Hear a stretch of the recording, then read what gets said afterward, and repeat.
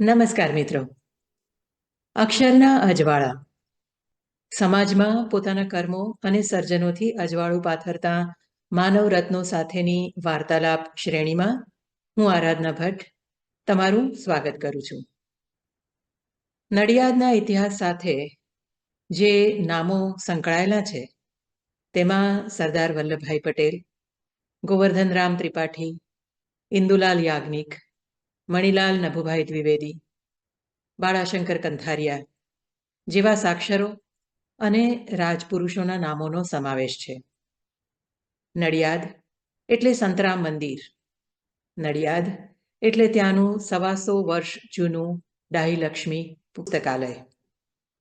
તેમ નડિયાદના વર્તમાન સાથે અખંડપણે જોડાયેલું નામ એ છે ગામના ઇતિહાસની પોતાના જીવ જેટલી જાળવણી કરતા હસીત મહેતાનું. એમનું કાર્યક્ષેત્ર એટલું બહોળું છે કે એ શું શું કરે છે એમ કહેવા કરતાં એ શું નથી કરતા એ કહેવું સરળ થાય. તેઓ ત્યાંની મહિલા કોલેજના આચાર્ય તો છે જ, એટલે શિક્ષણવિદ છે. વર્ષોથી અધ્યાપન સાથે સંકળાયેલા છે. તેઓ પુસ્તકાલયમાં પોતાનો પ્રાણ રેડીને એની જાળવણી કરવાની નેમ સાથે કાર્યરત છે. સાહિત્ય સાથેનો તેમનો અનુબંધ ખૂબ લાંબો છે. આ અનુબંધ તેમને છેક દિલ્હી લઈ ગયો. દિલ્હીની રાષ્ટ્રીય સાહિત્ય અકાદમીમાં ગુજરાતીના પ્રતિનિધિ તરીકે 5 વર્ષ માટે તેઓ નિયુક્તિ પામ્યા છે. તો આવો એક આવા બહુઆયામી કાર્યરત કાર્યશીલ વ્યક્તિને મળીએ. નમસ્કાર હસીતભાઈ, આજના આ સંવાદમાં આપનું હાર્દિક સ્વાગત કરું છું. નમસ્તે. હસીતભાઈ, આપણે આ સંવાદ કરી રહ્યા છીએ ત્યારે આપ ન્યુયોર્ક સ્થિત છો. નડિયાદથી ન્યુયોર્કનો પ્રવાસ કરવાનું પ્રયોજન, એના વિશે પહેલા કંઈક વાત કરો, પછી આપણે બીજી બધી પ્રવૃત્તિઓ વિશે વાત કરીએ. હા, એના વિશે વાત કરીએ. આખા વિશ્વમાં પોતાની આગવી રીતે રામકથા કરવા માટે જાણીતા છે એવા પૂજ્ય મોરારી બાપુ. અને રામકથા પણ જુદા જુદા તત્વો સાથે, જુદા જુદા સ્થળો સાથે, જુદા જુદા સંદર્ભોથી એ રામકથા કરવા માટે ખૂબ જાણીતા છે. એટલે આ એવી મોરારી બાપુની જે વ્યાસપીઠ છે એ થોડી સાચા અર્થમાં એનું એસ્થેટિક્સ જુદું છે, એની કળા પણ જુદી છે, એમની નિસ્બત, એમની કન્સર્ન પણ જુદી છે. એટલે જે એ માનસરોવરના કિનારે પણ રામકથા કરી શકે છે, એ 4 ધામમાં ફરતી રામકથા પણ કરી શકે છે, એ પહાડ પર, એ નદીમાં, એટલે આ બહુ જાણીતી વાત છે એમના બધા નિસ્બતી પ્રયોગોની. તો એવો એક પ્રયોગ પૂજ્ય બાપુએ અત્યારે આદર્યો છે, તે ન્યુયોર્કમાં યુનાઇટેડ નેશનના બિલ્ડિંગમાં રામકથા કરવાનું. અને એમણે એનું નામ પહેલેથી આપ્યું છે માનસ વસુધૈવ કુટુંબકમ. તો વિશ્વ શાંતિ અને આ વસુધૈવ કુટુંબકમ એવી ભાવના ઉપર આપણું સનાતન સંસ્કૃતિનું ગાન અહીંયા થઈ રહ્યું છે. કારણ કે આ યુનાઇટેડ નેશનનો હોલ છે, એટલે ઘણી બધી મર્યાદાઓ હોય. એ બધી મર્યાદાઓ સાથે માત્ર 300 ભાવકોને જ અંદર પ્રવેશ આપવાનો છે. એટલે બાપુએ આટલી નાની કથા કદાચ બીજી કોઈ નહીં કરી હોય, એ સામે 300 જણ જ હોય. અને એટલે મને તો પ્રશ્ન એમ થયો કે બાપુને પૂછવું છે કે બાપુ, તમે જે 30,000 થી ઓછી મેદની જોવા ટેવાયેલા નથી. એટલે બાપુએ મને ખાનગીમાં કહ્યું કે પણ હું એક-એકમાં હવે એકી હજારાની જેમ એક-એકના ચહેરા જોઉં છું. તો એ સરસ રીતે રામકથા યુનાઇટેડ નેશનના મુખ્ય હોલમાં ચાલી રહી છે. અને બાપુ જેનું નામ આપણે જાણીએ છીએ એમની વ્યાસપીઠની લોક શિક્ષણની ક્રિએટિવિટી જેની ઉપર હું ફિદા છું. રામકથામાં ધારો કે આપણે કોઈ રામાયણ વાંચવું હોય કે સાંભળવું હોય કે કોઈ રામકથા સાંભળવી હોય તો એ એટલું મોટું આપણા લોહીમાં વણાઈ ગયેલું મહાકાવ્ય છે કે એમાં કંઈ નવું બહુ ઓછું જાણવા મળે, અથવા તો નાની નાની વાતો નવી મળે, પણ એક રૈખિક ગતિનો ઇતિહાસ તો આપણને રામકથાનો ખબર જ હોય. એટલે આપણે બહુ એને કેટલું સાંભળીને કેટલું સાંભળી શકીએ. પણ મોરારી બાપુ રામકથાને તો નિમિત્ત બનાવીને એના ફોકલ પોઈન્ટ ઉપર ઉભા રહીને જે પ્રેગ્નન્ટ મુમેન્ટ નું સર્જન કરે છે, એક અર્થ ગર્ભ ક્ષણ એમ કહીશું ઊભી કરી અને ત્યાંથી જે સંદેશ આપે છે આખા વિશ્વને માટે શાંતિનો, પ્રેમનો, એ બહુ જ યુનિક છે. આ કથા અત્યારે લાઈવ પણ રિલે થાય છે અને પછી પણ કાયમ માટે એ આપણને સાંભળવા મળશે. હું માનું છું કે આ વિશ્વમાં આ સંદેશો એમનો બહુ યુનિક રીતે જઈ રહ્યો છે. વિશ્વ શાંતિનો, વિશ્વ બંધુત્વનો, પ્રેમનો. પ્રેમ દેવો ભવ એવું એમણે સૂત્ર પણ આપ્યું છે આ રામકથામાં. તો એના માટે હું ખાસ અહીં આવ્યો છું. જે બાપુએ ગુજરાતમાંથી જે ગણ્યા ગાંઠ્યા લોકોને અહીં આવવાની અનુમતિ આપી એમાં મને સદભાગ્ય મળ્યું. એટલે હું બહુ ખુશ છું. અને આખું વાતાવરણ અને આખો સંદર્ભ એકદમ ક્રિએટિવ, અને કોઈ રેશનલ માણસ હોય તો એને પણ એને સરવા કાને સાંભળવું પડે કે બહુ સરસ રીતે આ થઈ રહ્યું છે. વાહ હસીતભાઈ, હવે આપણે નડિયાદ જઈએ. નડિયાદના ઇતિહાસના પાને અનેક રીતે અંકિત થયેલું છે નડિયાદ નગર. આ એક એવું નગર છે જેણે દેશ અને દુનિયાને અનેક સિતારાઓ આપ્યા છે. નડિયાદના ઇતિહાસનું જતન કરવાનું મહત્વનું કામ આપ કરી રહ્યા છો. એના વિશે વાત કરીએ તે પહેલા નડિયાદના ઇતિહાસની ટૂંકમાં અમને થોડીક રૂપરેખા આપો. આ વ્યક્તિત્વો જે ઇતિહાસના પાને અંકિત થયેલા છે એમના વિશે થોડીક ભૂમિકા બાંધીએ પહેલા. જો ગુજરાતમાં કેટલા મોટા મોટા શહેરો છે, કેટલા જાણીતા શહેરો પણ છે. જે શહેરોમાં અનેક સપૂતો, અનેક મહાનુભાવો થઈ ગયા હોય એવાય ઘણા શહેરો છે. છતાં આખા ગુજરાતમાં સાક્ષર ભૂમિ એવો શબ્દ કોઈના કાને પડે તો આ સાવ મધ્યમ કક્ષાનું નાનકડું એવું નડિયાદ સિટી જ કેમ ધ્યાને આવે છે? વાય સાક્ષર ભૂમિ? હું કાયમ કહું છું કે અહીંયા માથા અથવા સંખ્યા અથવા ગણતરી મહત્વની નથી, કે અહીંયા બહુ બધા લેખકો થઈ ગયા અથવા તો ગોવર્ધનરામ ત્રિપાઠી જેવા દિગ્ગજ લેખક થઈ ગયા એટલે આ સાક્ષર ભૂમિ નથી. બેઝિકલી એનો ફંડામેન્ટ જ સમજવા જેવો છે. એનો ફંડા એવો છે કે એ સમય એવો હતો 19મી સદીનો કે આપણે ત્યાં કુધારા વર્ષી સુધારો, આપણા કુરિવાજોની સામે અંગ્રેજી શિક્ષણને કારણે આવેલી નવી હવા, નવી આબોહવા, નવી સંસ્કૃતિ, આપણો અંદરનો કુસંગ, આપણા વ્યસનો, આપણા કુરિવાજો, અને એની સામે આ અંગ્રેજી કેળવણીને લીધે પેલી મેડમ છત્રી લઈને નીકળતી હોય, એના પહેરવેશ જુદા હોય, એના વ્યવહારો જુદા હોય, એનાથી આપણે અંજાઈ ગયા. સારું થયું આપણે નવી હવામાં સુધારા તરફ વળ્યા, પણ નર્મદે કહ્યું કે જટ ડોળી નાખો રે આ મંજળ થંભ થયેલું. તો એ આપણું થંભ થઈ ગયેલું મંજળ દોડવાની વાત હતી, તો એ બહુ જ સારી હતી, જરૂરી પણ હતી. પણ પછી એ ડોળાઈ ગયેલી સ્થિતિમાંથી ફરી પાછું સ્થિર તો થવું પડે ને આપણામાં, પોતાનામાં, પોતાના મૂળિયા, પોતાની સંસ્કૃતિ, પોતાનું વતન. આ કામ સાક્ષરોએ કર્યું. કયા સાક્ષરોએ કર્યું? તો કે યુનિવર્સિટીનો જે પહેલો ફાલ આવ્યો 1850-55 પછી યુનિવર્સિટીના સ્નાતકો બહાર પડ્યા. ત્યાં સુધી આપણે ત્યાં વિશ્વવિદ્યાલયનું ઉચ્ચ શિક્ષણ હતું જ નહીં, દેશી શિક્ષણ. એ જે પહેલો ફાલ બહાર પડ્યો અને એમાંથી જે સાક્ષરો બહાર આવ્યા, એમણે સ્વભાષા, સ્વધર્મ, સ્વસંસ્કૃતિ, સ્વપરિવેશ આનું રક્ષણ કરવાનું કામ કર્યું અને એનું એપિક સેન્ટર નડિયાદ હતું. જેમ સુધારાનું એપિક સેન્ટર મુંબઈ અને સુરત હતું, એમ સંરક્ષણનું, સંસ્કૃતિના રક્ષણનું એપિક સેન્ટર નડિયાદ બન્યું. એ સાક્ષર ભૂમિ કોઈ પણ ભૂમિમાં છે ને, એવું નથી હોતું કે એની ફળદ્રુપ જમીન જ હોય અને પાક જ સરસ થાય. એમાંથી સપૂતો પણ પાકતા હોય, એવું પણ એનું એક જેસ્ચર હોય છે. તો આ નડિયાદ કે જેણે આપણને આટલા બધા સાક્ષરો આપ્યા, આ નડિયાદ કે જેનાથી આકર્ષીને વિવેકાનંદ શિકાગોની ધર્મ સભામાંથી સીધા નડિયાદ આવવા તૈયાર થઈ ગયા કે ભાઈ આ મણિલાલ નભુભાઈ નામનો વ્યક્તિ એવો તે કેવો છે કે જેનું અદ્વૈતિઝમ ઓર મૌનિઝમ એવા બધા નિબંધો ઉપર વિવેકાનંદ આકર્ષાયા અને નડિયાદ આવ્યા. જુનાગઢના દિવાન હરિલાલ દેસાઈ ભાઉ સાહેબ અને એમના દીકરા એ નડિયાદના હતા. બાળાશંકર કંથારિયા જેણે પહેલી ગઝલ આપણને નડિયાદથી આપી. મણિલાલ નભુભાઈ જેણે સ્ત્રી સામાયિક પ્રિયમબદા સુદર્શન અને અદ્વૈતિઝમ એ પહેલી વાર આપ્યું. ગોવર્ધન રામ. તો આવા કેટલા સરદાર, આ બધામાં સરદારને યાદ કરવાના. સરદાર પટેલ નડિયાદે આપ્યા. ઇન્દુલાલ યાજ્ઞિક નડિયાદે આપ્યા. હવે એવું બીજું મેં આપને કહ્યું પહેલી મહત્વની વાત કે આ સંસ્કૃતિના રક્ષણને કારણે સાક્ષર ભૂમિ બની. પણ મારા મનમાં એનાથી પણ એક મોટી વાત એ બરાબર બેસી ગઈ છે કે આ ભૂમિ ખરેખર મહત્વની છે. માત્ર ભૂતકાળ ઉપર જ એ ટકી નથી. નહીં તો અત્યારે ભૂતકાળની વાતો કરીને માણસ કેટલું ટકે, પણ એને સમયાંતરે સતત આવા રત્નો આપ્યા છે.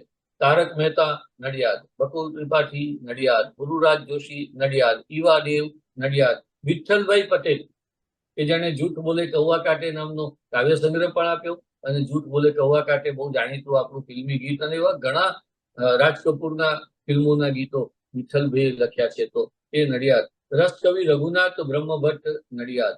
અત્યારે ગુજરાત લેવલે દલિત ચળવળમાં કામ કરતા માર્ટિન મેકવાનથી માંડીને કેટલા સપૂતો નડિયાદે આપ્યા છે. મગનભાઈ દેસાઈ ગુજરાત વિદ્યાપીઠના કુલાધિપતિ હતા, એ પણ નડિયાદ. તો હું એવું કઉ છું કે આ સપૂતો પકવતી ફળદ્રુપ જમીન છે નડિયાદ.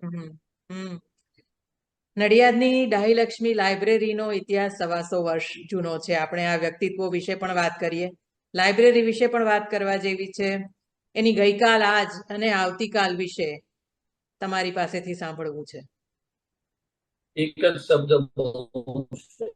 આખા સંસારમાં, આખા વિશ્વમાં કોઈને જો લક્ષ્મી ડાહી જોવી હોય ને તો નડિયાદ આવવું પડે. લક્ષ્મી તો ચંચળા છે, તરંગભંગ ચંચળા છે, ચપલા છે. લક્ષ્મીને સરસ્વતીની સ્થિરતા આપવાનું કામ ડાહીલક્ષ્મીએ કર્યું છે. એના બનાવનાર મનસુખરામ ત્રિપાઠી હતા, જેની સંસ્કૃત પ્રચુરભાઈ નીલકંઠે થોડા ઉગ્ર સ્વરે ભદ્રનું પાત્ર સર્જ્યું તે મનસુખરામ ત્રિપાઠી. ટપાલી જેવો સામાન્ય અદનો માણસ આવીને ટપાલ ફેંકે કે મનસુખરામ, તો એને પાછો બોલાવે કે ભાઈ આ ટપાલ લઈ જાય. કોઈ મનસુખરામ નથી રહેતા, મનસુખરામ બોલ તો તારી ટપાલ દઉં. તો આવી કક્ષાના એમના એ સંસ્કૃતના આગ્રહી હતા. એમના પત્નીની યાદમાં આ ડાહીલક્ષ્મી બની છે. એમની માતાની યાદમાં એમણે ઉમેદ કુમારી કથાશાળા એટલે મિટિંગ હોલ બનાવ્યો હતો. આ વાત છે બધી 1898ની, એટલે આપણે થઈ ગયું. આટલા વર્ષોમાં બકુલ ત્રિપાઠી જેવા બહુ દિગ્ગજ જુદા ગોવર્ધન રામ, આ બધા જુદા એને પ્રમુખો મળ્યા છે. ગુજરાતી સાહિત્ય પરિષદ અને નડિયાદની ડાહીલક્ષ્મી લાઇબ્રેરી બંને એક જ દિવસે 1905માં ઉદ્ઘાટિત પામી હતી. તો એમાં આજની તારીખમાં 60,000 પુસ્તકો છે, 3,000થી વધારે હસ્તપ્રતો છે, મહિલાઓ અને બાળકોના જુદા પુસ્તકો છે. 19મી સદીના 3,000થી, જેને આપણે આદિ મુદ્રિત કહીએ, 125 વર્ષ જૂના એવા 3,000થી વધારે પુસ્તકો છે. ડાહીલક્ષ્મી લાઇબ્રેરી ગોવર્ધનરામ ત્રિપાઠીનું નિવાસ સ્થાન છે, એને પણ યાત્રાધામ તરીકે સાચવી રહ્યું છે. એમાં અનેક સામાજિક, સાંસ્કૃતિક અને સાહિત્યિક કાર્યક્રમો નિયમિત રીતે થતા રહે છે. એટલે લાઇબ્રેરી અત્યારે પણ બહુ વાઇબ્રન્ટ અથવા તો જીવંત છે. આજે એવું કહેવાય છે કે ગુજરાતી પ્રજા વાંચન વિમુખ થઈ રહી છે. એવા સમયમાં પુસ્તકાલય જાળવવું, એની સમૃદ્ધિ સાચવવી અને એને આવતી પેઢી સુધી એને જાળવીને રાખવું અને વાંચનને પહોંચાડવું, એ કામ તમને સામાપુરે તરવા જેવું લાગે છે? મને બિલકુલ નથી લાગતું. આરાધનાબેન, હું એક શિક્ષક છું અને શિક્ષક તરીકે મને એવું લાગે છે કે વિદ્યાર્થીને આપણે ત્યારે જ દોષ દઈ શકીએ કે જ્યારે શિક્ષક બધી રીતે એના પ્રયત્નમાં પૂરો ઉતર્યો હોય, એને સફળતાપૂર્વક ન કર્યું હોય પણ પ્રમાણિકતાપૂર્વક એનું કામ કર્યું હોય. આપણા ઘરમાં આપણા બાળકો જો કુસંસ્કારે ચડે ત્યારે આપણે કહીએ છીએ કે એના મા બાપના સંસ્કાર કેવા, એના ઘરનું વાતાવરણ કેવું. તો ગુજરાતમાં લોકો વાંચતા નથી, એ એમાં ક્રિયાપદ બદલવા જેવું છે. આપણે એમને વંચાવતા નથી યોગ્ય દિશાનું. લાઇબ્રેરી જો કોઈ પણ પુસ્તકાલય જો સમયની સાથે ચાલે, હવે તમે આજે પણ એવા જૂના ઘોડાઓ રાખો ને જૂના પુસ્તકો રાખો ને એની સિસ્ટમ રાખો, તો એટલે જૂના પ્રકારની જ પદ્ધતિ રાખો, તમારે સમયની સાથે ચાલવું પડે. અમને ડાયરેક્ટરીમાં એક પ્રયોગ કર્યો. એ પ્રયોગનું નામ છે ગ્રંથનો પંથ. દર મહિનાના પહેલા રવિવારે ફિક્સ નક્કી જ first Sunday of the every month. હવે આ અમે વર્ષોથી આ પ્રયોગ ચાલે છે. ફિક્સ ટાઈમ હોય, એક વક્તા આવે, વક્તાએ ફરજિયાત પુસ્તકનો પરિચય જ કરાવવાનો, બીજું કંઈ નહીં કરાવવાનું, અને પછી એ પુસ્તકની ક્વેશ્ચનરી એના વિશે ચાલે. અમે એવો પ્રચાર કર્યો શરૂઆતમાં કે શું તમે 12 મહિનામાં 12 પુસ્તક વાંચી શકવાના છો?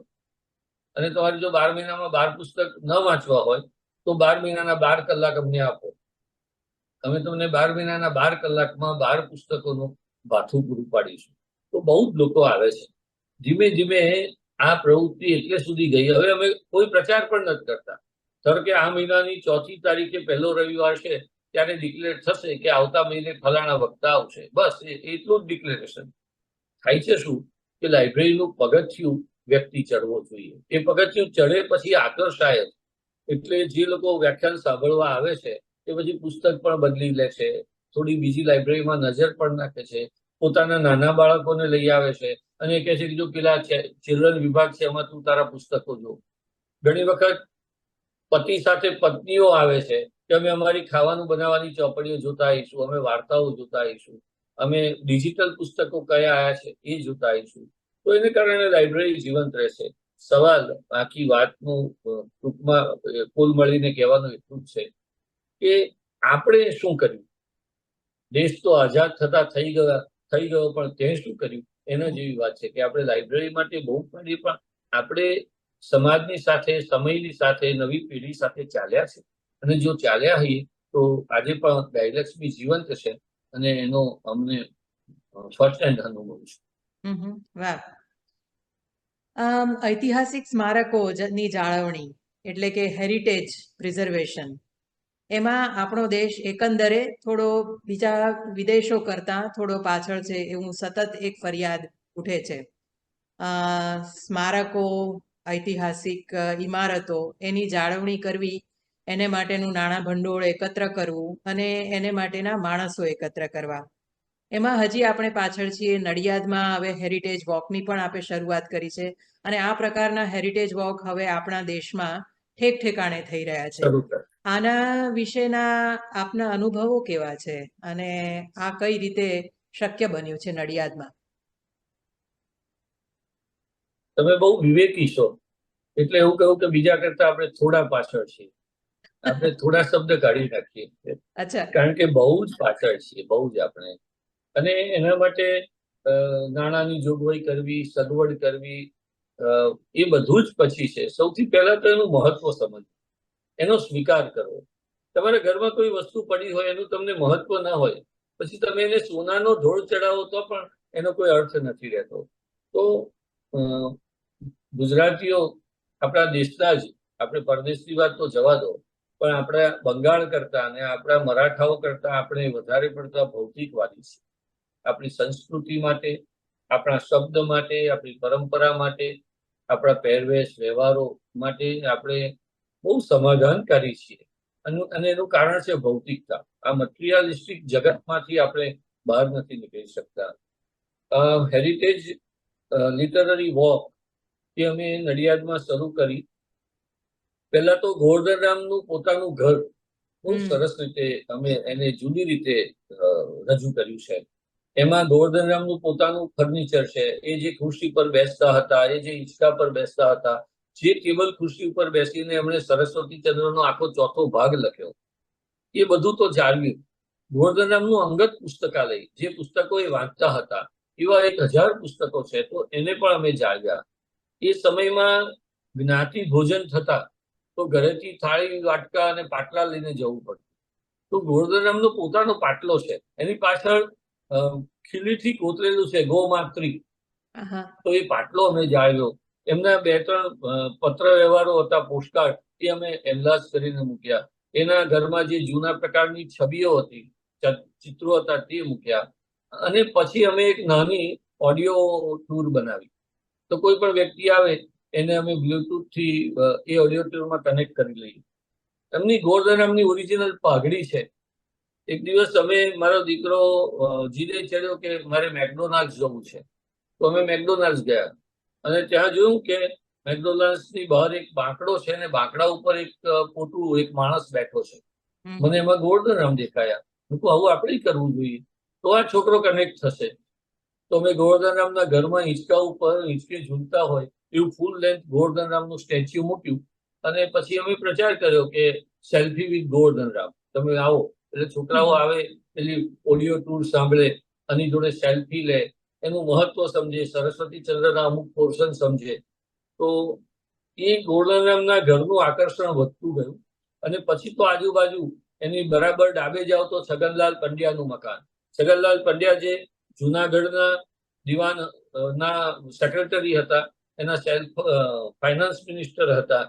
એણે જુનાગઢમાં પગથિયા બનાવવા માટે ભારતની, આઈ રિપીટ, ઇન્ડિયાની પહેલી લોટરી બહાર પાડી. આપણે વિકીપીડિયામાં સર્ચ કરીએ ને ઇન્ડિયન લોટરી, તો CH પંડ્યાની સહીવાળી પહેલી લોટરી આવે. તો એણે કાદંબરીનો અનુવાદ આપણને પહેલી વખત આપ્યો. એની જમણી બાજુ જઈએ તો મૂળશંકર માણેકલાલ યાજ્ઞિક. સહેજ આગળ આવીએ તો જેને ફાર્બસ ત્રૈમાસિક વર્ષો સુધી સંભાળ્યું અંબાલાલ મુલાકી રામજાની. એની બાજુમાં અઝીઝ. અઝીઝ એટલે ધનશંકર હીરાશંકર ત્રિપાઠી. એક માણસે એના એક જીવનમાં 185 સસ્પેન્સ નવલકથાઓ લખી. સસ્પેન્સ પ્લોટ કરવા તો બહુ અઘરા હોય. એની બાજુમાં રતિપતિરામ પંડ્યા. આ નામ જ કેટલું સુંદર છે. એને આપણને પહેલી વખત મહાભારત અને રામાયણ કિશોર સાહિત્યમાંથી આપણને પહેલી વાર બતાવ્યા. તો આગળ નીકળો તો ઇન્દ્રજીત વધ નામનું પહેલું મહાકાવ્ય જેને આપ્યું આપણને, એ દોલતરામનું ઘર આવે. તો આવી એક લિટરરી વોક બહુ ઇન્ટરેસ્ટિંગ બનાવી. અને છે ને, મેં કહ્યું એમ કે આપણે આજની પેઢી સાથે કનેક્ટ થવું પડે. દાખલા તરીકે બાળાશંકર કંથારિયાનું મકાન આવે એટલે હું ત્યાં ઉભો રહું અને વિદ્યાર્થીઓને કહું કે જો આ એ બાળાશંકર છે કે જે પોતાને રાજા કહે છે. કવિ રાજા થયો શાને, આમ કરીને બાળાશંકરની ગઝલની પંક્તિઓ આપણે થોડી કહીએ. તો આ કેમ રાજા કહે છે ખબર છે? એ પ્રકૃતિએ રાજા હતા, એ આમ રાજા નહોતા. હવે પ્રકૃતિએ રાજા હતા એવું કેમ નક્કી થાય? તો એક માણસ એના પડોશમાં એને પોપટ પાળ્યો. પોપટ પાળીને બૂમો પાડવા માંડે, જો મેં તો પોપટ પાળ્યો, પોપટ પાળ્યો. આ બાળાશંકર તો કવિ ન્યાય કેવો હોય, એ મૌલિક હોય. એક દિવસ એમણે કાગડો પાડ્યો, ઘરમાં કાગડો પાંજરામાં પૂર્યો અને પછી કવિતા લખીને ફટકારી એના ઘરે આપ્યા જઈને કે પોપટ મેના સૌ કોઈ પાળે, કાગ ન પાળે કોઈ. તો એટલે કવિ રાજા છે કે પોતાના મિજાજમાં જીવે છે એમ. તો આવી ઇન્ટરેસ્ટિંગ વાતો કરીએ ને તો હું માનું છું કે એ આપણે કનેક્ટ થઈએ આજની પેઢી સાથે. આજની પેઢી આપણને મિડલ જૂની પેઢી સાથે પણ અને આવતીકાલની પેઢી સાથે પણ આપણને કનેક્ટ કરાવે. તો માર્કેટિંગનો જમાનો છે, આ અભિવ્યક્તિનો જમાનો છે. તો કેવી રીતે વાતને રજૂ કરવી એ બહુ મહત્વની વાત હોય છે. અને જો એ સહેજ ધ્યાનપૂર્વક કરીએ તો આપણે ચોક્કસ એમાં સફળ થઈ શકીએ.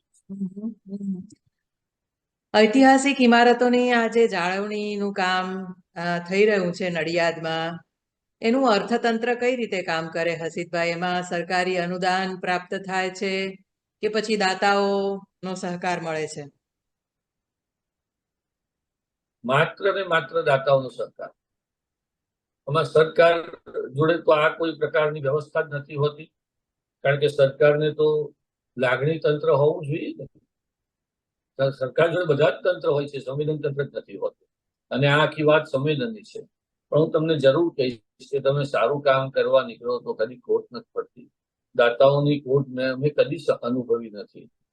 ગમે તેટલો ખર્ચ પણ એ ખર્ચને પહોંચી વળાય છે. અને બીજી સારી વાત, જે અમારો સૌથી મોટો વૈભવ છે ને, એ અમારા વિદ્યાર્થીઓ છે.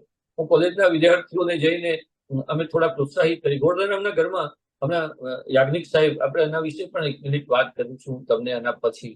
પણ પુદીનચંદ્ર યાજ્ઞિક હમણાં જે 97 વર્ષે આપણી વચ્ચેથી વિદાય થયા, એમણે આ ગોવર્ધનરામના ઘરમાં ગુરુવાર્યું ચાલુ કર્યું. એટલે દર ગુરુવારે વિદ્યાર્થીઓ આવે અને મનગમતા વિષય ઉપર, ટોપિક ઉપર ચર્ચા કરે.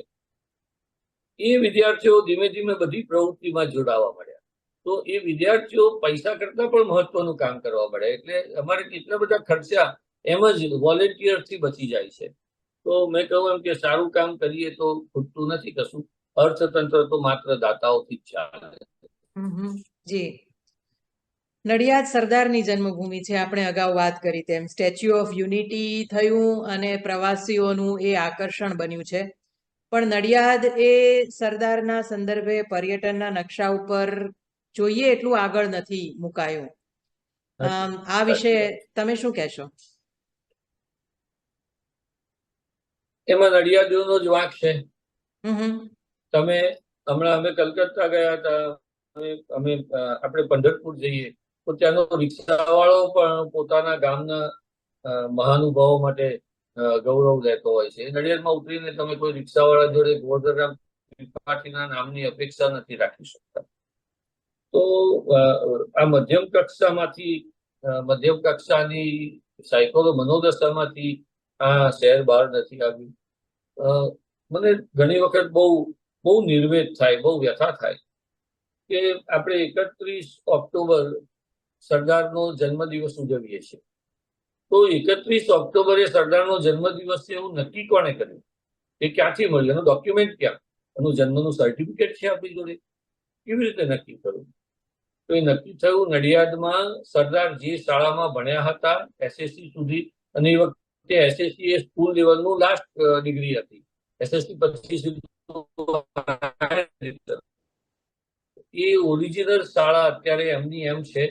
એ ઓરિજિનલ શાળામાં ઓરિજિનલ રજિસ્ટર GR એમનું એમ છે અને એમાં આ તારીખ નોંધાયેલી છે. તો ઓરિજિનલ ડોક્યુમેન્ટ નડિયાદમાં છે અને એની જાળવણી નથી થતી. સ્ટેચ્યુ ઓફ યુનિટીના અધર કરોડો સામે આ એક નાની રકમથી પણ સરદાર જળવાવા જોઈએ, નથી જળવાતા. તો સરદારનું જન્મસ્થળ નડિયાદમાં છે, પણ કમનસીબે સમાજ અને સરકાર હજી એના માટે જોઈએ એટલી જાગૃત નથી થઈ. હસીબભાઈ, નડિયાદના ઇતિહાસમાં તમારું જે પ્રદાન છે, ઇતિહાસની જાળવણી માટે જે પ્રદાન છે, એવું જ પ્રદાન નડિયાદના વર્તમાન માટે પણ કરી રહ્યા છો. એ કામ છે કેળવણીનું, કન્યા કેળવણી દ્વારા. આપ ત્યાંની મહિલા આર્ટ કોલેજના આચાર્ય છો, એટલે એ રીતે શિક્ષણ સાથે સંકળાયેલા છો અને મહત્વનું પ્રદાન કેળવણીનું કરી રહ્યા છો. PhDના આપ ગાઈડ છો. નડિયાદ એક નાનકડું ગામ છે. એની આસપાસના ગામોમાંથી પણ યુવતીઓ શિક્ષણ માટે આવતી હશે. શિક્ષણના અનુભવો વિશે અને ખાસ તો કન્યા કેળવણીના અનુભવો વિશે જાણવાની ઈચ્છા છે. એ બહુ અજંપો ભરેલા અનુભવો છે. આપણે ત્યાં એક બહુ નકામો શબ્દ અત્યારે પ્રચલિત છે અને એનું નામ છે વિકાસ. આપણે કોને વિકાસ કહીએ છીએ? આપણા ઇન્ફ્રાસ્ટ્રક્ચરને આપણે જો વિકાસ કહેતા હોઈએ તો આપણે રસ્તો ભૂલ્યા છીએ. ગમે તેટલી વિકાસની વાત કરીએ, શહેરોની વાત કરીએ, અજવાળા થઈ ગયા, રોડ થઈ ગયા, પણ કોઈ પણ જગ્યાએ જો સ્ત્રી શિક્ષણ નહીં હોય તો સમાજ ઊંચો નહીં આવે, ઉપર નહીં આવે. કેમ? તો એનું બહુ તાર્કિક કારણ છે કે બાળ ઉછેર, બાળકને સંસ્કાર અને બાળકને શિક્ષણ માતા જ આપે છે, પિતા નથી આપતો. પિતા તો એના વ્યવસાયમાં, એની નોકરીમાં વ્યસ્ત હોય છે. તો જ્યારે ખરેખર એને પ્રેરણા પિયુષ પાવાના હોય બાળકને, ત્યારે જો માતા ભણેલી ન હોય તો એ કેવી રીતે બાળકને સંસ્કાર આપી શકે?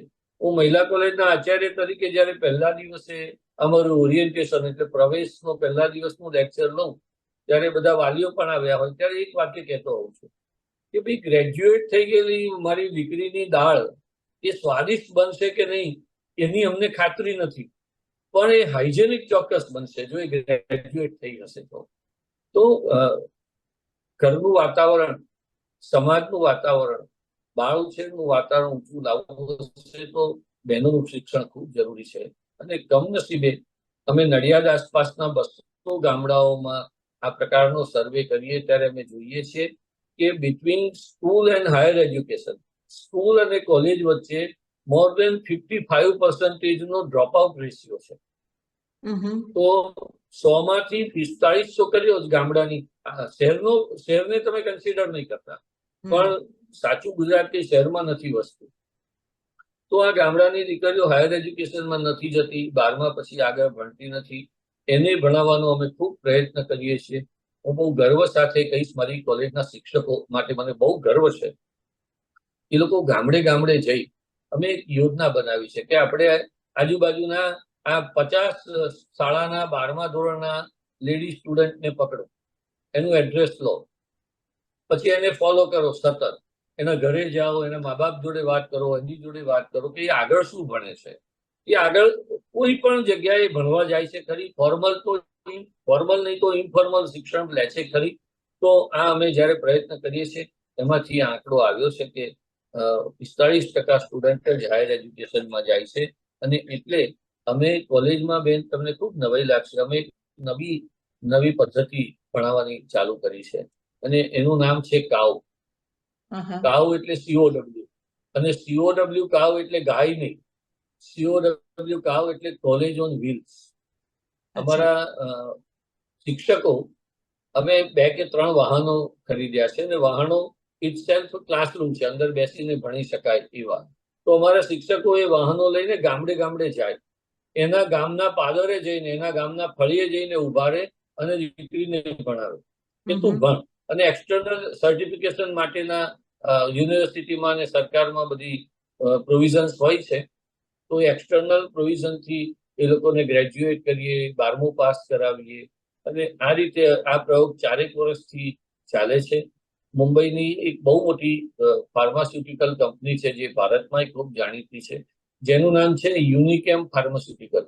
એ યુનિકેમ દવાઓ બનાવતી કંપની છે. એના માલિકનું મૂળ વતન નડિયાદ છે. એટલે એ યુનિકેમે અમને CSR માંથી 5 કરોડ રૂપિયાનું ફંડ ફાળવ્યું છે આ પ્રવૃત્તિ માટે. અને બહુ દ્રષ્ટિવંત ઉદ્યોગપતિઓ છે બધા, પૈસા આપીને એ લોકો છૂટી નથી ગયા, સતત આનું ધ્યાન રાખે છે આ પ્રવૃત્તિનું, અમને સતત પ્રોત્સાહન આપે, માર્ગદર્શન આપે, સગવડો આપે. તો 4 વર્ષથી આ પ્રવૃત્તિ ખૂબ સરસ ચાલે છે. અત્યારે અમારી મહિલા કોલેજને 56 વર્ષની એની ઉંમર થઈ ગઈ છે અને એમાં અત્યાર સુધીમાં 4000થી વધારે છોકરીઓ ગ્રેજ્યુએટ થઈ છે. હમણાં અભિયાને અમારી કોલેજની છોકરીઓ માટે બહુ સરસ કવર સ્ટોરી કરેલી, અને કવર સ્ટોરી ઉપરનું હેડિંગ જ બહુ સરસ હતું. એણે એવું લખ્યું હતું કે ગોલ્ડ મેડાલિસ્ટ માતાઓ, સ્ટુડન્ટો નહીં, કન્યાઓ નહીં, માતાઓ. ગુજરાતભરમાં તમે ક્યાંય જાઓ તો કોઈ કોલેજમાં ઘોડિયાઘર હોય એવું ઓછું બનશે. અમારી કોલેજમાં જ ઘોડિયાઘર છે. અમે 5-7 ઘોડિયા રાખ્યા છે. એટલે સવારે કોઈ દીકરી આવે ભણવા, ત્યારે એ દીકરી માતા હોય, એનું નાનું બાળક હોય, એ પેલા ઘોડિયામાં ઊંઘાડી દે.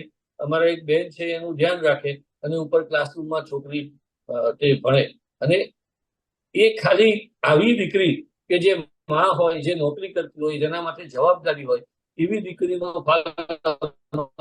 ત્યાં કોલેજમાં અડધો હોય. એ ખાલી એડમિશન લે ને તો હું માનું કે એને આપણે એવોર્ડ આપવો જોઈએ. એને બદલે આ એડમિશન લે છે અને ગોલ્ડ મેડલ થાય છે, યુનિવર્સિટીમાં રેન્કર થાય છે. એટલે બહેનોની પોટેન્શિયાલિટી માટે સેલ્યુટ છે. મારા સાથી મિત્રો શિક્ષકો છે એમને સેલ્યુટ છે. અને આ કામ અમે અત્યારે બહુ ઉત્સાહથી કરીએ છીએ અને અમને બહુ સારા પરિણામ મળે છે. એટલે અમે વધારે ને વધારે પ્રોત્સાહીએ છીએ. વાહ, એને માટે તમને હાર્દિક અભિનંદન આપું છું. અને મને લાગે છે કે આપણા ઘણા બધા નાના નગરોમાં જો આ થઈ શકે તો શિક્ષણનો પ્રચાર પ્રસાર અને ખાસ કરીને મહિલા શિક્ષણનો પ્રચાર પ્રસાર સારી રીતે થાય. હસીતભાઈ, સાહિત્ય ક્ષેત્રે પણ તમારું પ્રદાન નાનું સૂનું તો નથી. સાહિત્ય સાથેનો અનુબંધ દિલ્હી લઈ ગયો આપને, એની વાત પણ કરીએ. પણ તે પહેલા ભાષાના શિક્ષણની વાત કરીએ. આપણે શિક્ષણની વાત કરીએ છીએ તો આપણે ત્યાં ભાષાના શિક્ષણ વિશેના ઘણા પ્રશ્નો વારંવાર ચર્ચાય છે. ગુજરાતી ભાષાનું ધોવાણ થઈ રહ્યું છે. એક શિક્ષક તરીકે, ગુજરાતી ભાષાના શિક્ષક તરીકે, એક સાહિત્યકાર તરીકે આપ આ વિશે આપના શું અવલોકનો છે? ગુજરાતી ભાષાનું ધોવાણ થઈ રહ્યું છે એવું કોઈ કહે એટલે મને માત્ર હસવું જ આવે છે. Is it possible? જો આપણે આજે એમ કહેતા હોઈએ કે ગુજરાતી ભાષાનું ધોવાણ થઈ રહ્યું છે, તો આ કોના જેવું છે ખબર છે? એક વખતે એવી ગમત થઈ હતી કે કોઈકની સાથે મારે કઈ ગમતમાં કઈ વાત ચાલતી હતી, તો મેં કહ્યું કે કોઈ દિવસ જો આપણે બિલ ગેટ્સને કે મુકેશ અંબાણી જેવા ઉદ્યોગપતિને ખાનગીમાં પૂછીએ ને, તો એને પણ પૈસાની ખેંચ હોય છે, એની પણ તકલીફ એની કક્ષાની પણ હશે એમ. તો જો ભાષાનું ધોવાણ આપણે કહીએ ને, તો એ તો દલપતરામને પૂછો ને, તો દલપતરામ પણ એમ કહેતો હશે કે અમારા જમાનામાં ભાષા બહુ બગડી ગઈ. નર્મદ તો એવું કહેતા જ હતા, ગોવર્ધનરામ પણ એમાં રડતા હતા. ગાંધીએ પણ કહ્યું હતું કે ભાઈ આ ભાષામાં કોઈને જોડણી અરાજકતા છે જોડણીની, અને કોઈએ સ્વતંત્ર કરવી નહીં. તો એવા ભ્રમમાં રહેવાની જરૂર નથી. ભાષા એની રીતે જીવતી હોય છે. જો એ સ્થગિત થઈ જાય તો એને આપણે મૃત્યુ પામેલી કહીએ. એ સતત જ આગળ વધતી હોય છે. હા, એની પર જુદા જુદા પ્રભાવો પડે, તો અંગ્રેજો આવ્યા તો અંગ્રેજોનો પ્રભાવ, મોગલો આવ્યા તો મોગલોનો પ્રભાવ, તો આધુનિકતા આવી તો આધુનિકતાનો પ્રભાવ. મને ખાતરી છે બેન કે હું ને તમે આપણે બાળપણમાં ચાઇનીઝ આઈટમોના નામ નહીં સાંભળ્યા હોય, ચાઇનીઝ ખાદ્ય પીણાઓના તો આપણને શબ્દો નહીં ખબર હોય. આપણે તો આ નૂડલ્સ જોઈએ છે એવા અળસિયા જોતા હતા, નૂડલ્સ નહોતા જોતા. અત્યારે આપણે એને નૂડલ્સ કહીને ઘરની રસોઈમાં સ્થાન આપીએ છીએ. તો ભાષા તો બહુ પ્રવાહી છે, લવચિક છે. એના શિક્ષણની ચિંતા કરવાની જરૂર નથી. ચિંતા કરવાની જરૂર છે શિક્ષકની, શિક્ષણની નહીં. કારણ કે શિક્ષક જો સાચો હશે તો આ વાંધો નહીં આવે. પણ કમનસીબે આપણે ત્યાં સમાજના ઓવરઓલ નૈતિકતાના ધોરણોમાં ફેરફાર આવ્યો છે. એટલા શિક્ષકને નહીં, આપણે આજનો વકીલ, આજનો ડોક્ટર, આજનો વેપારી, આજનો અધિકારી, દરેક ક્ષેત્રમાં આપણને પ્રશ્ન નડે છે. એમ શિક્ષકમાં પણ ઘણા પ્રશ્નો છે. જો ધ્યાનથી, નિસ્બતથી, થોડું મન લગાવીને આપણે ભણાવીએ, તો હું માનું છું કે કદી પાછા પગલા નહીં પડવા પડે. અને ભાષા કદી મરતી નથી, એ બદલાય છે. જી, કેન્દ્રીય સાહિત્ય અકાદમીમાં 5 વર્ષ માટે આપની નિયુક્તિ થઈ છે, માટે અભિનંદન આપું છું. અને 5 વર્ષની આ અવધિ દરમિયાન આપ શું કાર્યો ગુજરાતી સાહિત્ય સંદર્ભે સિદ્ધ કરવા ધારો છો, શું થઈ રહ્યું છે, અને આપની ત્યાં ભૂમિકા વિશે થોડીક વાત કરો. સાહિત્ય અકાદમીની જે 26 ભાષાઓ, માન્ય ભાષાઓની જુદી જુદી જે એડવાઇઝરી કમિટી હોય છે, એમાં ગુજરાતીમાં હું, માનનીય ભાગેશભાઈ જહા, અને અમારા પરમ મિત્ર જે.એમ. ચંદ્રવાડિયા રાજકોટ યુનિવર્સિટીમાં ભણાવી રહ્યા છે ગુજરાતી, અમે 3 મિત્રો છીએ. બહુ સરસ કામ થઈ રહ્યું છે. આ વર્ષે પહેલી વખત અમે જનરલ કાઉન્સિલની સભા જે કાયમ દિલ્હી જ થાય, એ દિલ્હી બહાર કેવડિયા કોલોનીમાં સરદારના શરણે અમે સાહિત્ય સંવાદના ટાઇટલ હેઠળ કરી શક્યા. આપણી ભાષામાં સારામાં સારા સર્જકોને એવોર્ડ મળે, સારામાં સારા અનુવાદો થાય, સારામાં સારી વિચાર ગોષ્ઠીઓ થાય, એના માટે અમારા એડવાઇઝરી બોર્ડના કન્વીનર એવા માનનીય ભાગ્યેશભાઈ જહા અમને સતત માર્ગદર્શન આપી રહ્યા છે. અમે એમના કન્વીનર પણ આમાં બહુ જ, એ જ્યારે અમારી જોડે કન્વીનર હોય ત્યારે સાહેબ નથી હોતા, મિત્ર હોય છે. તો અમે બહુ હેલ્ધી ડિસ્કશન કરીએ છીએ, અને જે યોગ્ય હોય તેવા જ નિર્ણયો લઈએ. અને એ વખતે સાહિત્યના બધા ક્ષેત્રોને, બધા પ્રકારોને, બધા પ્રદેશોને, બધી શૈલીઓને એક સરખું પ્રાધાન્ય મળે એવી વિચાર ગોષ્ઠીઓ વધારે ને વધારે થાય એવો પ્રયત્ન કરીએ. ને એમ કરતા કરતા સાહિત્ય લોકો સુધી પહોંચે અને લોકો સાહિત્ય સુધી પહોંચે એવો પ્રયત્ન અમારો વધારે પહોંચે તો છે જ, પણ એનો વ્યાપ વધે એવો પ્રયત્ન અમે કરી રહ્યા છીએ. આપ આટલી બધી પ્રવૃત્તિઓ કરો છો, આટલા પ્રવૃત્ત છો, એટલે આ બધા કાર્યોમાં ક્યાંક ને ક્યાંક અવરોધો, પડકારો તો આવતા જ હોય. કોઈ મુખ્ય એવા પડકારો નડ્યા હોય, એની કંઈક વાત કરો.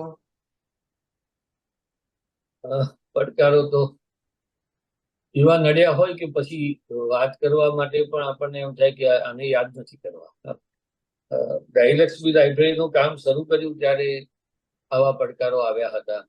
કારણ કે અમુક સામાયિકો કે જે માત્ર શેર બજારનું જ જ્ઞાન આપતા હોય અને શેર બજારની જ ચર્ચાઓ હવે તો ઓનલાઈન દેખાય છે, મેં જ્યારે કામ શરૂ કર્યું 88-89માં, ત્યારે તો છાપાઓમાં ઇન્ડિયન ઇકોનોમિક્સ અને આવા બધા જે થોડાક સામાયિકો પણ આવતા. તો એ વાંચવા માટે જ વાચકો વધારે આવતા હોય ને આવે પછી બૂમાબૂમ કરે ને શેર બજાર બની જાય પુસ્તકાલયનો ખંડ. તો એવા સામાયિકો બંધ કર્યા, ચંપલ બહાર કાઢીને આવવાનું એવા નિર્ણય કર્યા. પુસ્તક ઘરે લઈ જવું હોય તો ડિપોઝિટ આપવી પડશે, પૈસા આપવાની જરૂર નથી, એટલે કે ફી આપવાની જરૂર નથી, પણ પુસ્તકની સિક્યોરિટી માટે ડિપોઝિટ આપવી પડશે. એવા નિર્ણય કર્યા. ત્યારે ઘણા પડકારો આવ્યા હતા. કોલેજમાં ભણાવવાનું શરૂ કર્યું. કડી કોલેજમાં હતો. એક દીકરી ચોરી કરતી હતી. આપણે જયારે સુપરવિઝન કરીએ ને ત્યારે અમે પરીક્ષામાં વિદ્યાર્થીની ચોરી એના આંખના ડોળાથી પકડીએ. એનો ડોળો કઈ બાજુ જાય છે લખતી વખતે, તો એ ડોળો ઊંચો નીચો થાય તો સમજી લેવાનું કે ક્યાંક ઊંચો કરીને જુએ છે અને નીચો કરીને લખે છે. તો એક દીકરી એવી રીતે લખતી હતી. મેં એને બહુ પ્રયત્ન કર્યો. પછી તો પેલા એક મહિલા ચેકર લઈ આવ્યા, પણ પકડાય નહીં. પછી અમે ધીમે રહીને પાટલા બારણેથી અંદર જઈને જોયું તો એને જે આગળ ઉપર ટોપ પહેર્યું હોય ટોપ, એની પછવાડે પાછળના ભાગમાં પેનથી લખ્યું. એટલે અમે નજીક જઈએ તો હાથ મારીને સીધું કરી દઉં, તો એ તો પકડાઈ ગયું. હવે યુનિવર્સિટીના નિયમમાં એવું લખ્યું હતું કે જે સાહિત્યથી ચોરી કરો એ સાહિત્ય ઉત્તર વહી જોડે જોડવાનું. હવે શું કરવું? હવે નવો હતો, હું આજના જેટલો ઠરેલો હતો, તો મેં તો એના ડ્રેસનો એટલો ટુકડો કાતરથી કાપી પેલાની જોડે જોડી દીધો. અને પછી તો બહુ મોટો વિવાદ થયો. એવું નહીં કરવું જોઈએ મારે, એવું મને આજે સમજાય છે, પણ ત્યારે તો નવા હતા એટલે. પણ એ મારી નોકરી જાય એવા દિવસો આવી ગયા હતા. આચાર્ય થયા પછી પણ કોઈ કર્મચારી સાથે આપણે થોડું કડકાઈથી વર્તન કર્યું હોય તો બહુ ખરાબ એવા દિવસો આવ્યા અને છાપામાં બદનામ કરવામાં આવે એવું થાય. સાહિત્યમાં પણ હવે તો મને બહુ દુઃખ થાય છે સાહિત્યમાં કે કોઈને, આરાધનાબેન, કોઈને કંઈ કહી નથી શકાતું. આપણે પ્રત્યક્ષ વિવેચન, કૃતિ વિવેચન કરીએ તો નજર સામે માત્ર કૃતિ જ હોય, સર્જક ન હોય કે આ રચના શું કે છે. હવે એ પણ તટસ્થતાથી આપણે કહી નથી શકતા. લોકોની સહનશીલતા હવે પહેલા જેવી નથી રહી. મૈત્રી વિવેચનો એવું પંડિતયુગમાં જે શબ્દ હતો, તો મૈત્રીમાં વિવેચન ન રહ્યું ને મૈત્રી વખાણો જ રહ્યા. એ બહુ દુઃખદ ઘટના છે. તો સાચો ડિસ્કોર્સ, સાચી ગોષ્ઠી, સાચી ચર્ચાઓ નથી થતી. એ હું માનું છું કે સાહિત્ય જગત માટે મોટો પડકાર છે. કોઈ યાદગાર યાદ રહી જાય એવા પ્રસંગો પણ હશે? કન્યા કેળવણીના હોય કે પછી દેશ વિદેશમાં પ્રવાસો કરો છો અથવા આ જાળવણીનું કામ કરો છો, એટલે અનેક પ્રવાસીઓને, અનેક વ્યક્તિઓ સાથે કામ પાડવાનું થતું હશે.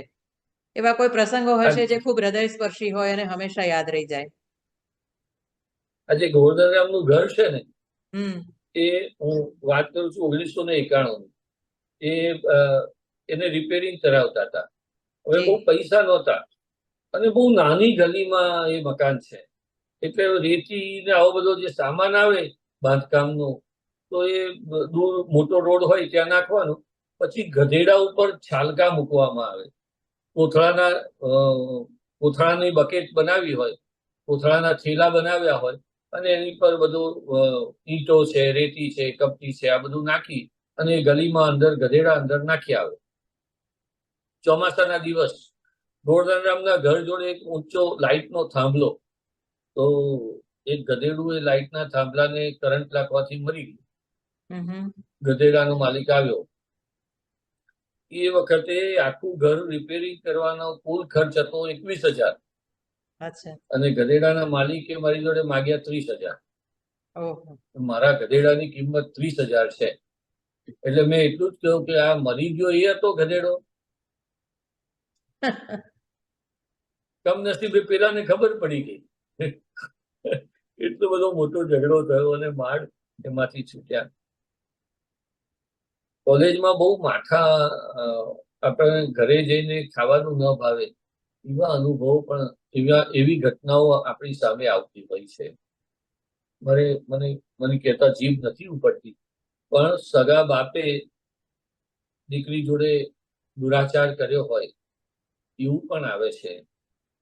કુટુંબમાં ઘણો પૈસો હોય અને છતાં દીકરી સાથે જાણે ઉંદેડી હોય એવો વ્યવહાર કરવામાં આવતો હોય એવા દાખલા આવ્યા છે. કુટુંબમાં ખૂબ ગરીબાઈ હોય. અમારી એક કોલેજની એક દીકરી એવી છે કે જેના ઘરમાં બધા જ પ્રજ્ઞાચક્ષુ છે, બધા અંધ છે, મા બાપ કાકા બધા. એ દીકરી એકલી જ દેખતી છે. તો અમે આવી દીકરીઓને શોધીને ફી આપવાનો, મદદ કરવાનો પ્રયત્ન કરીએ. આ દીકરી 3 વર્ષ કે 2 વર્ષ, 2 વર્ષ સુધી ભણી, એને કદી 1 રૂપિયો ફી અમારી જોડે માગી નથી.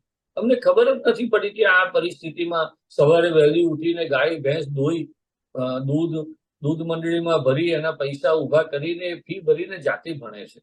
એટલે જેને પૈસા આપવાનું મન થાય આપણને, અને છતાં એ એની મુસ્તાકીમાં હોય કે ના સાહેબ, મને દૂધના પૈસા આવવાના છે, હું ભરી દઈશ, ત્યારે આપણને થાય કે હજી માનવતા અથવા તો હજી હિંમત એક કેવા લેવલે કામ કરે છે. તો આવા બહુ યાદગાર પ્રસંગો બધા આ કામ કરીએ જાહેર જીવનમાં એટલે નજર સામે આવતા હોય છે. હસીતભાઈ, આપ સફળતાની વ્યાખ્યા શું કરશો? સફળતા એટલે શું? સંતોષ. કોઈ પણ લેવલે તમને સંતોષ હોય ત્યાં તમે સફળ, સંતોષ નથી ત્યાં તમે અસફળ. જી, મને બહુ આનંદ છે કે હું જ્યાં નોકરી કરું છું, હું જ્યાં કાર્યકર છું, મને જે આનંદ, મને પોતાને કામ કરવાનો સંતોષ મળે છે, એ બધું મારા માટે જીવનની અને જે તે કાર્યની સફળતા છે. વાહ. આપણે આ મુલાકાતનું સમાપન કરીએ ત્યારે હમણાં જ જેમનો દેહ વિલય થયો એ આપણા સંનિષ્ઠ, તેજસ્વી, સનદી અધિકારી પુરીનચંદ્ર યાજ્ઞિકને યાદ કરીને એમની સ્મૃતિને પણ વંદન કરીએ. આપ એમના વિશે શું કહેશો? હમણાં થોડા દિવસ પહેલા જ આપણી વચ્ચેથી એમની ચીર વિદાય થઈ.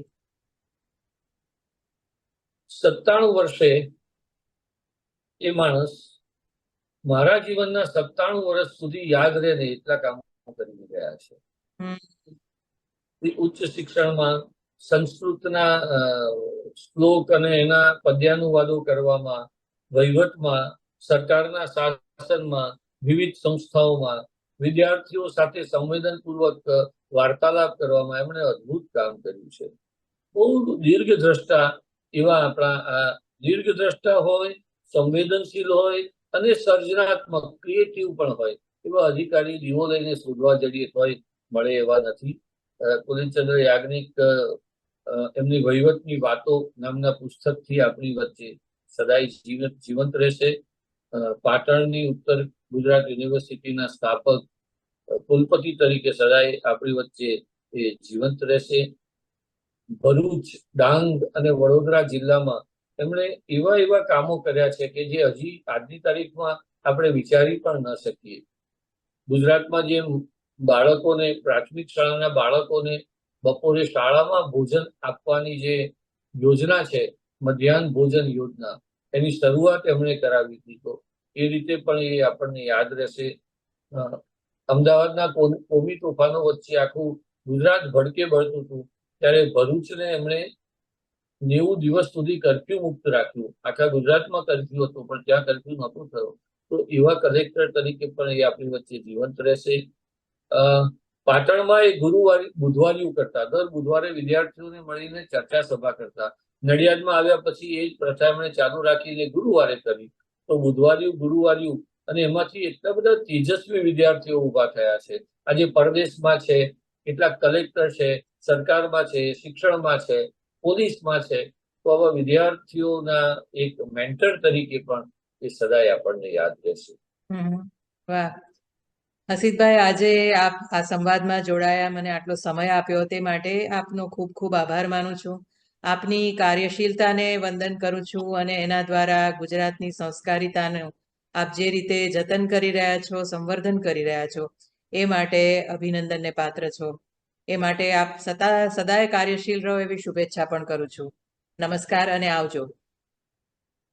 Thank you. ખૂબ આભાર આપના દર્શકોનો અને આપનો આભાર.